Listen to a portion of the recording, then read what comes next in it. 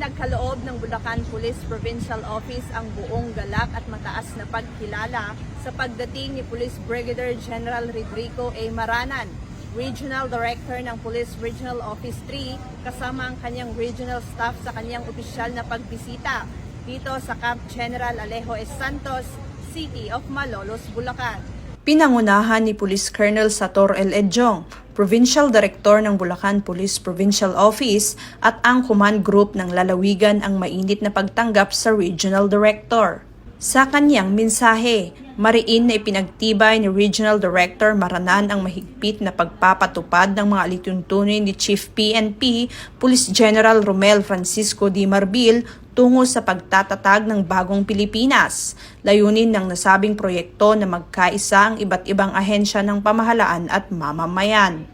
Kasabay ng kanyang pagdalaw, pinuri ni Police Brigadier General Maranan ang mga natatanging tagumpay ng Bulacan Police Provincial Office sa kanilang kampanya laban sa kriminalidad, partikular sa mga operasyon laban sa iligal na droga, sugal at pag-aresto sa mga most wanted persons.